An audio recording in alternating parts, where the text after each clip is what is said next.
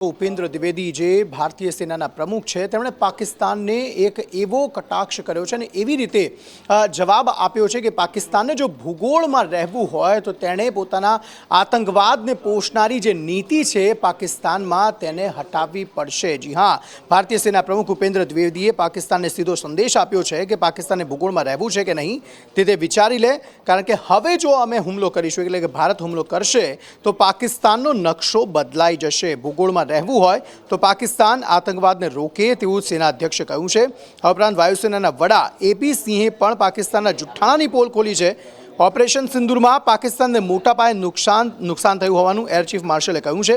પાકિસ્તાનના ઘણા એરફિલ્ડ અને સંસ્થાનો પર હુમલો કરાયા। ભારતના હુમલામાં પાકિસ્તાનના 4 થી 5 F-16 વિમાનોને નુકસાન થયું હોવાનું તેમણે કહ્યું છે। भारत देश पूरी तैयारी के साथ है और इस पर वो संयम नहीं रखेगा जो सिंदूर 1.0 में हमने संयम रखा। इस बार हम आगे की कार्रवाई करेंगे और कुछ ऐसी कार्रवाई करेंगे कि हो सकता है पाकिस्तान को सोचना पड़े कि उसे इतिहास में भूगोल में रहना है कि नहीं रहना है। अगर उसे भूगोल में अपनी जगह बनानी है तो उसके लिए उसे जो स्टेट स्पॉन्सर टेररिज्म जिसको हम बोलते हैं, यानी कि उसका देश जो टेररिज्म को स्पॉन्सर कर रहा है उसे रोकना पड़ेगा। तो आप अपनी पूरी तैयारी करके रखिए और अगर परवरदिगार चाहेंगे, भगवान चाहेंगे, वाहिगुरु चाहेंगे तो बहुत जल्दी ही आपको मौका मिलेगा।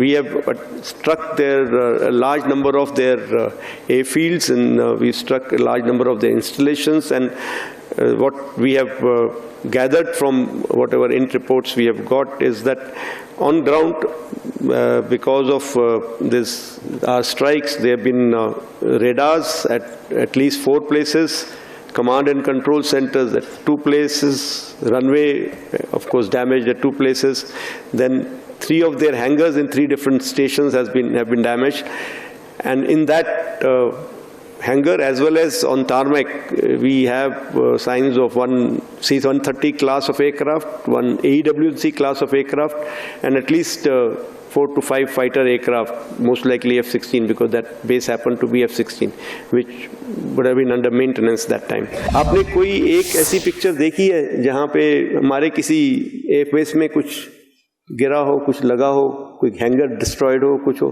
जो इतनी सारी पिक्चर्स हमने उधर की दिखा दी, वैसे एक भी पिक्चर वो नहीं दिखा पाए हमें। सो उनका जो नैरेटिव है वो आई थिंक उनके जो वो मनोहर कहानियां हैं।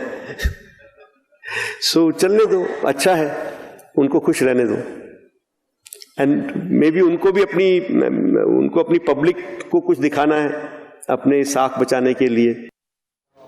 तो જોવાનું રહ્યું કે પાકિસ્તાન જે છે તે પોતે આ વાત સમજે છે કે નથી સમજતું ને આતંકવાદને પોષવાનું બંધ કરે છે કે નથી કરતું। બીજી તરફ ગુજરાતમાં એક સવાલ જે છેલ્લા ઘણા સમયથી ચાલતો હતો, ચર્ચાતો હતો કે આખરે ભારતીય જનતા પાર્ટીના પ્રદેશ પ્રમુખ નવા કોણ હશે, અને જગદીશ વિશ્વકર્મા તરીકે તે જવાબ પણ મળી ગયો છે, કારણ કે એકમાત્ર ફોર્મ ભરાયું છે। જગદીશ વિશ્વકર્માએ ફોર્મ ભર્યું છે અને ઔપચારિક જે જાહેરાત છે તે થોડી થવાની બાકી છે, જે કદાચ આજના થોડા સમય બાદ અથવા તો આવતીકાલે તે ઔપચારિક જાહેરાત ભારતીય જનતા પાર્ટી કરી પણ શકે છે। જગદીશ વિશ્વકર્મા જે છે તે હવે આગામી સુકાની હશે ભારતીય જનતા પાર્ટીના ગુજરાતના અલગ અલગ નેતાઓ જે છે તેમણે પણ પોતાની પ્રતિક્રિયા આપી છે। જગદીશ વિશ્વકર્મા આગામી સમયમાં ભારતીય જનતા પાર્ટીને એક નવી ઊંચાઈ પર લઈ જશે તેવું લોકોનું માનવું છે, કારણ કે CR પાટીલ કેન્દ્રીય મંત્રી બન્યા બાદ હવે ભારતીય જનતા પાર્ટીનું ગુજરાતનું સુકાન કોને સોંપાશે તેને લઈને અનેક ચર્ચાઓ હતી, ત્યારે હવે જગદીશ વિશ્વકર્મા ભારતીય જનતા પાર્ટીના નવા પ્રદેશ પ્રમુખ બની શકે છે, તેની ઔપચારિક જાહેરાત થોડા સમયમાં થઈ શકે છે।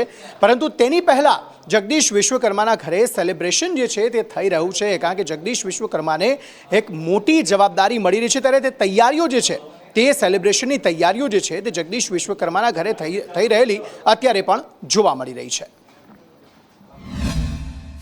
ભાજપના નવા અધ્યક્ષ તરીકે જગદીશ વિશ્વકર્માનું નામ નક્કી થઈ ચૂક્યું છે અને તેમના ઘરના જ નિવાસસ્થાનના આ દ્રશ્ય બતાવી રહી છું કે જ્યાં તેમનું નિવાસસ્થાને પણ મંડપ બાંધવાની તડામાર તૈયારીઓ ભવ્ય ઉજવણીની કરવામાં આવી રહી છે, અને તે જ તૈયારીના ભાગરૂપે મંડપ સહિતના ટેબલ ખુરશીઓ પણ હવે મુકાઈ ચૂક્યા છે, જ્યારે કેટલાક કાર્યકર્તાઓ કાઉન્સિલરો પણ તેમના નિવાસ સ્થાને તેમને શુભેચ્છા પાઠવવા માટે પહોંચી રહ્યા છે. મહત્વનું છે કે છેલ્લા ઘણા દિવસોથી સમયથી ગુજરાતના ભાજપના નવા અધ્યક્ષ તરીકે કોની પસંદગી કરવામાં આવશે તે અટકળો ચાલતી હતી અને અચાનક જ હવે કમલમમાં પણ અચાનક મંડપ બંધાવવાની અને તૈયારીઓ શરૂ કરવામાં આવી હતી. ચૂંટણીની પણ શરૂઆત કરવામાં આવી હતી.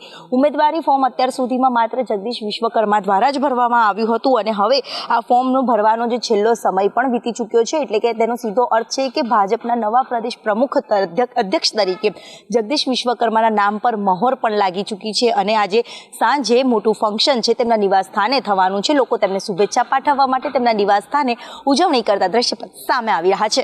કેમેરામેન મનીષ વાણિયા સાથે દિવ્યા ચૌહાણ, સંદેશ ન્યૂઝ, અમદાવાદ. ખૂબ સારો સિનિયર આગેવાન છે, અનુભવી છે. શહેરના પ્રમુખ તરીકે પણ એને કામ કર્યું છે, મંત્રીમંડળમાં પણ સારું કામ કર્યું છે. એટલે સર્વાનુમતે જગદીશભાઈની પસંદગી એ આવકાર્ય છે. ખૂબ સારું કામ કરશે. જગદીશભાઈ વિશ્વકર્મા અમારા સાથી મંત્રી છે અને મંત્રી તરીકેની કામગીરી ખૂબ જ સુંદર રહી છે. જ્યારે તેઓ અમદાવાદ મહાનગરના સંગઠનના વડા તરીકે રહી ચૂક્યા છે અને ખૂબ સફળતાપૂર્વક કામગીરી સંગઠનની તેમણે કરી છે. આવી અનુભવી વ્યક્તિને સંગઠનનું કામ સોંપવામાં આવ્યું છે, જે ખરેખર અભિનંદનને પાત્ર છે. નેતૃત્વ અને સર્વગ્રાહી નેતૃત્વ, સફળ નેતૃત્વને અવકાશ મળતો હોય છે. આજે જ્યારે જગદીશભાઈના શિરે રાજ્યના પ્રદેશ અધ્યક્ષ તરીકેની જવાબદારીનું એમણે ફોર્મ ભર્યું છે, ત્યારે હૃદયના ઉમળકા સાથે અમે સૌ પાર્ટીના આગેવાનો એને વધાવીએ છીએ. આ નિર્ણયને વધાવીએ છીએ. વ્યક્તિગત રૂપે જગદીશભાઈને પણ વધાવીએ છીએ અને પરમ કૃપાળુ પરમાત્માને પ્રાર્થના કરીએ કે એમની જે કાર્યપદ્ધતિઓ છે એ કાર્યપદ્ધતિઓના આધારે એ યશસ્વી કારકિર્દી નિભાવશે એવી પૂરી શ્રદ્ધા અને વિશ્વાસ સાથે અમે અભિનંદન આપીએ છીએ. મંત્રી વિશ્વકર્મા સાહેબના ગુજરાત ભારતીય જનતા પાર્ટીની પ્રદેશનો જે તાજ પહેરાયો છે એના કારણે ઉત્તર ગુજરાતમાં એક સારો મેસેજ જશે કે જો ભારતીય જનતા પાર્ટીનું નેતૃત્વ જે થોડું ઘણું નબળું પડે છે એ વિશ્વકર્મા સાહેબના કારણે બહુ મજબૂત બનશે. નબળું પડે છે કે બનાસકાંઠા, વડગામ, મારું પાટણ જે એરિયામાં ભારતીય જનતા પાર્ટીનું સંગઠન નબળું છે ત્યાં વિશ્વકર્મા સાહેબના આવવાથી મજબૂત બનશે અને આગામી તાલુકા પંચાયત, જિલ્લા પંચાયત ભારતીય જનતા પાર્ટીની બનશે. શ્રી જગદીશભાઈ વિશ્વકર્માની સર્વાનુમતે નિયુક્તિ થઈ છે એ બદલ તેઓશ્રીને હું ખૂબ ખૂબ અભિનંદન આપું છું કે નગરપાલિકા કે મહાનગરપાલિકા કે જિલ્લા પંચાયતની જે સ્થાનિક સ્વરાજની ચૂંટણીઓ આવી રહી છે એ ચૂંટણીઓમાં પણ જગદીશભાઈ બધાને એમના કુશળ નેતૃત્વનો લાભ આપી અને આવનાર ચૂંટણીઓમાં પણ ભાજપનો ભવ્ય વિજય અપાવશે એવો મને વિશ્વાસ. તો આ તરફ વિકાસ સપ્તાહ અંતર્ગત એક બેઠકનું આયોજન કરવામાં આવ્યું, એક ચર્ચાનું આયોજન કરવામાં આવ્યું, જેમાં જગદીશ વિશ્વકર્મા જે છે તે પણ હાજર રહ્યા છે. આ કાર્યક્રમમાં સ્વર્ણિમ સંકુલમાં આ બેઠક જે છે તે યોજાઈ રહી છે અને તેમાં વિકાસ સપ્તાહ અંતર્ગત કાર્યક્રમના આયોજનની ચર્ચા થઈ. રાઘવજી પટેલ, ઋષિકેશ પટેલ, મુળુભાઈ બેરા આ બેઠકમાં ઉપસ્થિત રહ્યા. મુખ્ય સચિવ પંકજ જોશી જે સહિતના અધિકારીઓ જે છે તે પણ તેમાં હાજર રહ્યા છે. આ બેઠકમાં શું ચર્ચા થઈ, આ બેઠકમાં જે ચર્ચા થઈ છે તેને લઈને તેના ઉપલક્ષ્યમાં આગામી સમયમાં કેવા ફેરફાર જે છે તે જોવા મળી શકે છે. હિરેન રાવલ પાસેથી અંગે વધુ વિગતો મેળવીએ. હિરેન, આગામી 7 ઓક્ટોબરથી રાજ્યમાં વિકાસ સપ્તાહની ઉજવણી થવાની છે અને એના ભાગરૂપે આ કમિટીની બેઠક હતી. આ કમિટીમાં ઋષિકેશ પટેલ, રાઘવજી પટેલ, મુળુભાઈ બેરા અને મંત્રી જગદીશ વિશ્વકર્માનું પણ આ કમિટીમાં સમાવેશ છે, એટલે એના માટે બેઠકમાં પહોંચ્યા હતા. પ્રદેશ કાર્યાલય કમલમ ખાતે પ્રદેશ પ્રમુખની દાવેદારી કર્યા પછી તેઓ સીધા કમલમ ખાતે આ મંત્રી તરીકે એમની બેઠકમાં હાજરી આપવા માટે પહોંચ્યા હતા. લગભગ 1 કલાકથી 1.5 કલાક જેટલો સમય છે આ બેઠક ચાલી હતી. આગામી 7 તારીખથી જે કાર્યક્રમો અલગ અલગ વિભાગો વાઇઝ થવાના છે, વિભાગો વાઇઝ 7 દિવસના કાર્યક્રમોના આયોજન સંદર્ભે આ બેઠક હતી. જોકે આ બેઠક પછી કંઈ પણ બોલ્યા વગર જગદીશ વિશ્વકર્મા છે ત્યાંથી રવાના થયા હતા ફોર્મ ભર્યા પછીની આ તેમની પહેલી બેઠક હતી અને એ બેઠકમાંથી સીધા તેઓ પોતાના નિવાસસ્થાને રવાના થયા છે. મોડી સાંજે અમદાવાદ કાર્યકર્તાઓ અને મીડિયાને તેઓ સંબોધવાના છે અને ત્યાં વાતચીત કરશે. સરકારમાં પણ તેઓ રાજ્યકક્ષાના મંત્રી તરીકે અત્યારે હાલ કાર્યરત છે અને જ્યાં સુધી અન્ય કોઈ ફેરફાર ન થાય ત્યાં સુધી તેઓ પ્રદેશ પ્રમુખ અને સાથે સરકારમાં મંત્રી આ બંને પદ પર ચાલુ રહેશે અને એટલા જ માટે આ બેઠકોમાં વગેરેમાં હાજરી આપવા માટે તે પહોંચ્યા હતા. આવતીકાલે સત્તાવાર એમની તાજપોશી પ્રમુખ તરીકેની થશે. જી હિરેન, આભાર સમગ્ર માહિતી આપવા માટે. અને એ વસ્તુ હવે નક્કી થઈ ચૂકી છે કે જગદીશ વિશ્વકર્મા ભારતીય જનતા પાર્ટીનું ગુજરાતમાં સુકાન પદ જે છે તે સંભાળશે અને સૌથી મોટી જવાબદારી જે છે તે જગદીશ વિશ્વકર્માના માથે રહેશે. સી.આર. પાટીલ બાદ ગુજરાતમાં અલગ અલગ જિલ્લાઓમાં, અલગ અલગ ગામડાઓમાં ભારતીય જનતા પાર્ટીના પ્રચાર પ્રસારમાં અને ભારતીય જનતા પાર્ટીને વધુ આગળ વધારવા માટેના પ્રયત્નો જે છે તે જગદીશ વિશ્વકર્મા દ્વારા જ કરવામાં આવશે. પ્રદેશ અધ્યક્ષ પદ માટે 1 અને પરિષદ માટે 39 ફોર્મ ભરાયા છે. કશ્યપ જોશી આ સમગ્ર મામલે વધુ માહિતી આપી રહ્યા છે. જી કશ્યપ.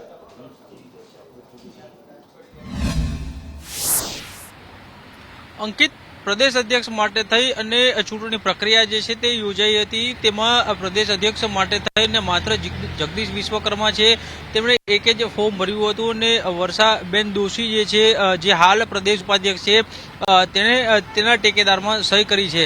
આ સિવાય રાષ્ટ્રીય પરિષદની જો વાત કરીએ એટલે કે રાષ્ટ્રીય સંગઠન માટે થઈ અને જે આ પ્રકારે ચૂંટણી યોજાશે ને તેમાં ગુજરાતમાંથી જે મતદાન કરવાનું હોય તેવા 39 સભ્યો છે તેના દ્વારા ફોર્મ ભરવામાં આવ્યા હતા અને તે તમામના એક ટેકેદારો દ્વારા પણ ફોર્મ ભરવામાં આવ્યા હતા. બપોરે 2 વાગ્યા સુધી આ ફોર્મ ભરવાની પ્રક્રિયા જે છે તે હતી અને 5 થી 5:30 સુધીમાં કોઈને ફોર્મ જો પાછું ખેંચવું હોય તો તેના માટેનો સમય ફાળવવામાં આવ્યો હતો.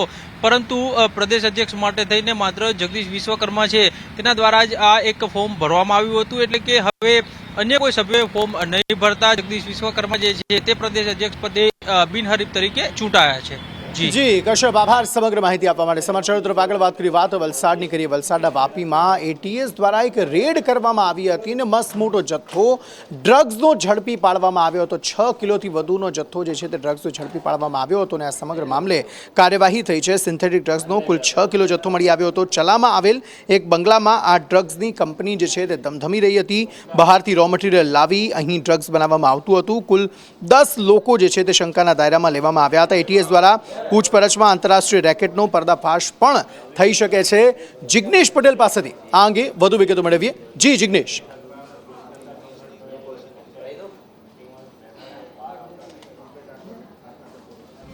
गुजरात के द्वारा एक drug manufacturing unit as well as drugs का कल एक ऑपरेशन किया गया था, जिसके अंदर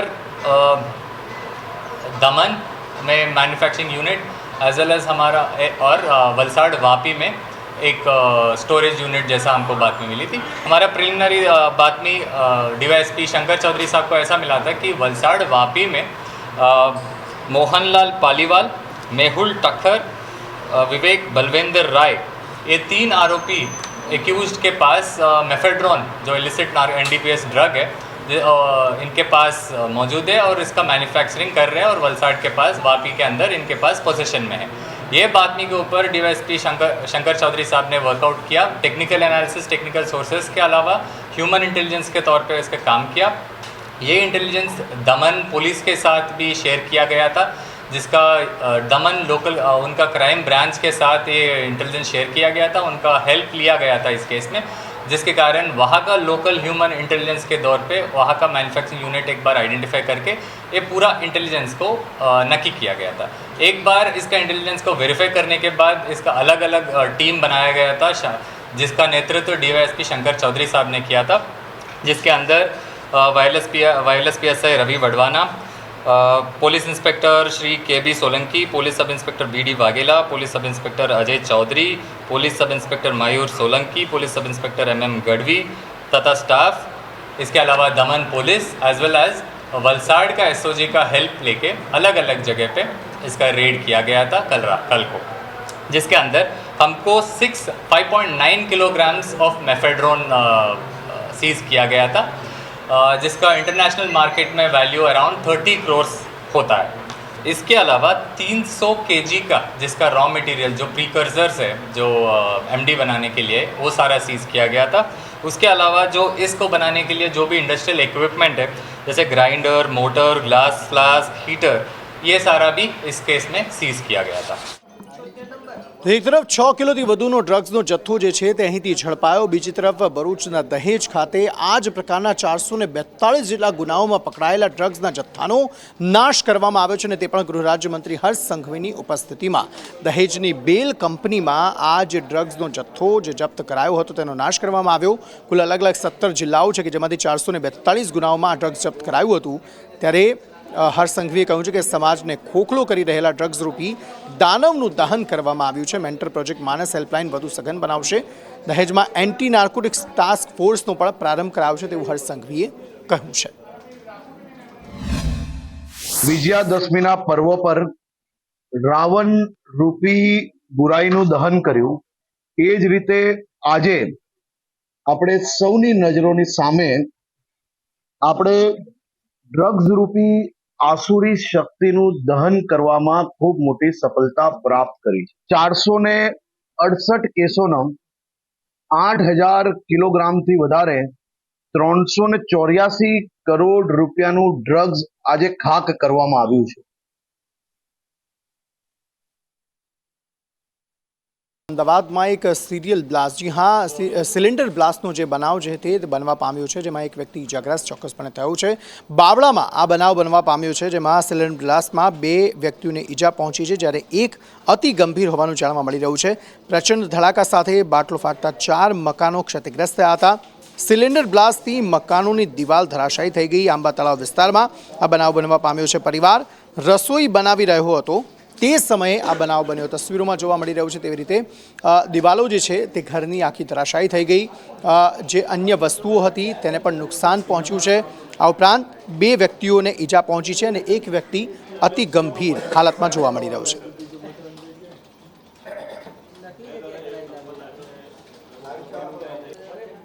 તો કેન્દ્રમાં ભાઈ નક્કી થઈ ચૂક્યું છે કે ડીએમાં વધારો થવાનો છે અને 58% જેટલું ડીએ જે છે તે થઈ જવાનું છે કેન્દ્રીય કર્મચારીઓનું। તો રાજ્ય સરકારના કર્મચારીઓ કેમ પાછળ રહે? શિક્ષક સંઘ દ્વારા મુખ્યમંત્રી ભૂપેન્દ્ર પટેલને એક પત્ર લખવામાં આવ્યો છે। હવે આ પત્રમાં શું માંગ કરવામાં આવી છે, આખરે શું છે તેમની માંગ?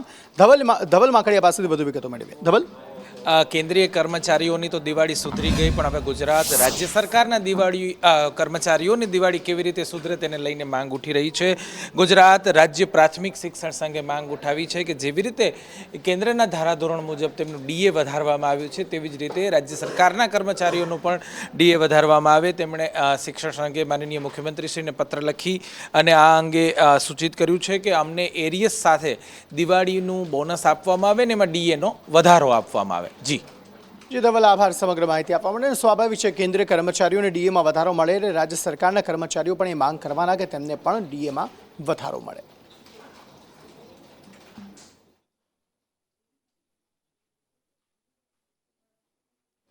આ તરફ વાત મોડાસાની કરીએ તો મોડાસામાં એક વકીલ જે પોતાના ક્લાયન્ટને લઈને પોલીસ સ્ટેશન ગયો, પરંતુ પોલીસ સ્ટેશનમાં એ વકીલને માર ખાવાનો વારો આવ્યો અને તે પણ અન્ય કોઈ સાથે નહીં પરંતુ પોલીસ દ્વારા તેને માર મારવામાં આવ્યો, જેના કારણે વકીલોમાં ભારોભાર રોષ જોવા મળ્યો અને વકીલો દ્વારા આ સમગ્ર મામલે ભારે વિરોધ પણ કરવામાં આવ્યો છે અને આ મામલે કાર્યવાહી થાય તે પ્રકારની માંગ જે છે તે વકીલ એસોસિએશન દ્વારા કરવામાં આવી છે। જિલ્લા કોર્ટ ખાતે બાર એસોસિએશને ઉગ્ર વિરોધ કર્યો, પોલીસ વિરુદ્ધ સૂત્રોચ્ચાર કરીને તેમણે વિરોધ દર્શાવ્યો હતો। તમામ વકીલો કામકાજથી અળગા રહ્યા હતા। વકીલ ગોપાલ ભરવાડને પોલીસે ફટકાર્યો હતો, તેવામાં કાર્યવાહી પોલીસ અધિકારી સામે થાય તેવી વાત કરવામાં આવી છે। ગોપાલભાઈ ભરવાડ જે મોડાસામાં એડવોકેટ તરીકે પ્રેક્ટિસ કરે છે તે આ વર્દીદારી ગુંડાઓ દ્વારા તેમના ઉપર શોષણ કરવામાં આવ્યું છે। તેમના ક્લાયન્ટને લઈ એફઆઈઆર દર્જ કરવા માટે જતા હતા તે સમયે તેમને બિનવારસીય રૂમમાં બંધ કરી અને ઢોર માર મારવામાં આવે છે। 6 પોલીસ કર્મચારીઓ હતા, કોન્સ્ટેબલ અને એક પીઆઈ હતો। ખરેખર ઢાંકણીમાં પાણીને લઈ ડૂબી મરવું જોઈએ। શરમજનક બાબત છે કે એક એડવોકેટ જ્યારે હજારો ક્લાયન્ટને સાથે રાખી ન્યાય આપવાની પ્રવૃત્તિ કરતો હોય છે ત્યારે આ લોકો એક દમન એડવોકેટ ઉપર ગુજારે છે। તેને અમે અરવલ્લી જિલ્લાના એડવોકેટો સખત શબ્દમાં વખોડી કાઢીએ છીએ અને પોલીસ પ્રશાસન તૈયાર રહે કે અમે કડક આંદોલન કરીશું। સમાચાર તરફ આગળ વાત કરીએ અમદાવાદના પેલેડિયમ મોલ પ્રખ્યાત મોલ છે અને આ મોલમાં જતા ચેન્જિંગ રૂમમાં જતા પહેલાં કોઈ પણ મહિલાએ ચેતી જવાની જરૂર છે કારણ કે આ પ્રકારની ઘટના સામે આવી છે જેમાં એક યુવક દ્વારા એક મોબાઈલ ચેન્જિંગ રૂમમાં મૂકવામાં આવ્યો હતો અને એક સગીરાનો વિડીયો બનાવવામાં આવ્યો છે। મોલમાં ચેન્જિંગ રૂમમાં જતા પહેલાં આપ સૌ કોઈ સાવધાન થઈ જજો કારણ કે અમદાવાદની ઘટના યુવતીઓ માટે ચેતવણી સમાન છે। એક સગીરાનો વિડીયો મોબાઈલમાં બનાવવામાં આવ્યો હતો જેની જાણ થતાં આરોપીની અટકાયત કરાઈ છે અને વધુ તપાસ હાથ ધરાઈ છે। ચેન્જિંગ રૂમ તો મેલ ફિમેલના અલગ છે પણ ઇન્ટરનલી એમનો અવાજ જઈ શકે એ ટાઈપનું કનેક્ટિવિટી હોય છે। તો એમાં બાજુના જે ચેન્જિંગ રૂમની અંદર આરોપી જે છે એ હાજર હતો। તો એણે બાજુના ચેન્જિંગ રૂમની અંદર અવાજ સાંભળ્યો અને એનો ફોન એણે નીચેથી જે થોડી જગ્યા હોય છે એમાંથી ફોન મૂકી અને ભોગ બનનારના વિડીયો લીધેલા હોય એ પ્રકારની ફરિયાદ રજીસ્ટર્ડ થયેલી છે પણ આગળ તપાસ હાથ ધરવામાં આવી છે કે આ કયા કારણોસર આવી રીતે વિડીયો ઉતારવામાં આવ્યા અને એની અંદર અમને 4 વિડીયો મળ્યા છે કે જે વિડીયોમાં દીકરીના ચેન્જિંગ રૂમના વિડીયો હોઈ શકે। અમદાવાદના અલગ અલગ રેસ્ટોરન્ટ અને કાફેમાં જે ભોજન અપાતું હોય છે પીરસાતું હોય છે તેમાંથી જીવાત નીકળવાના મામલાઓ તો સામે આવતા રહે છે।